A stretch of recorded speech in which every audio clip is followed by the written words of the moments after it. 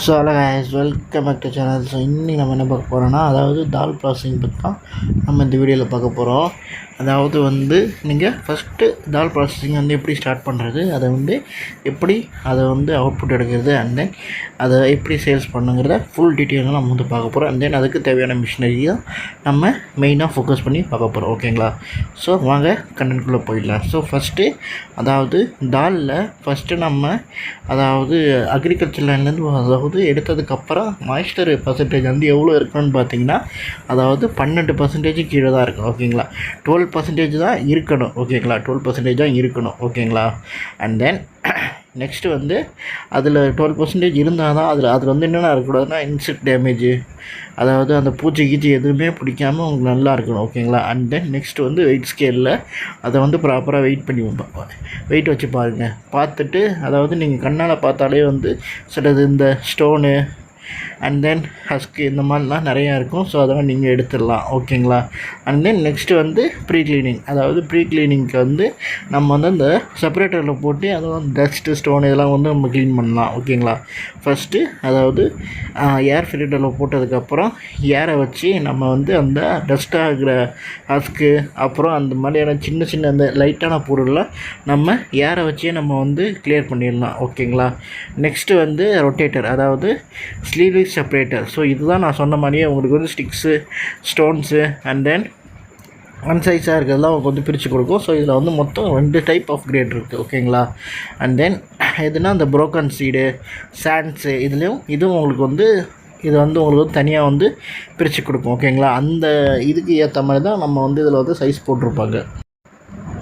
அப்புறம் டீஸ்டோனரை பொறுத்த வரைக்கும் இப்போ நீங்கள் இந்த ஸ்டோனு இதெல்லாம் உங்களுக்கு எடுக்கிறது தான் டீஸ்டோனர். ஓகேங்களா? அந்த வைப்ரேட்டரில் புழுங்கும்போது தால்லாம் கீழே போய்டும். அண்ட் தென் ஸ்டோன்லாம் ஒரு சைடாக உங்களுக்கு வந்துடும். ஓகேங்களா? வச்சுருக்க ஸ்டோன்லாம்.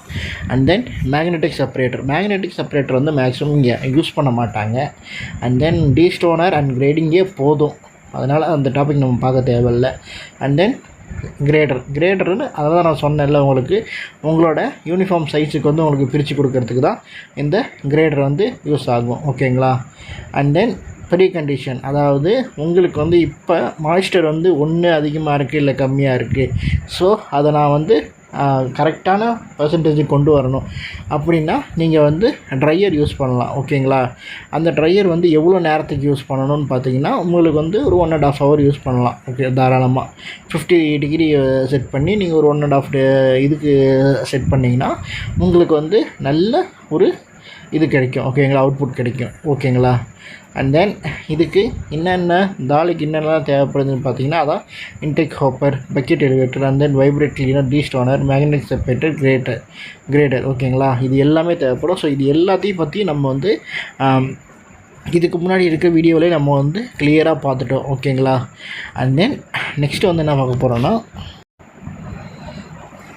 Next vibrate cleaner. ஓகேங்களா? வைப்ரேட் கிளீனராக நீங்கள் அந்த வைப்ரேட்டரில் நீங்கள் கொட்டும்போது மேலே வைப்ரேட் ஆகும்போது அந்த டஸ்ட்டு ஹஸ்க்கு இது எல்லாமே மேல் வழியாக போயிடும். அண்ட் தென் கீழே 3 கிரேடாக பிரித்து அண்ட் தென் ஓவர் சைஸ்டு, அன்சைஸ்டு, அப்புறம் இன்னொரு சைஸும் போட்டு இது எல்லாத்தையுமே 3 கிரேடாக பிரித்து உங்களுக்கு வந்துடும். ஓகேங்களா?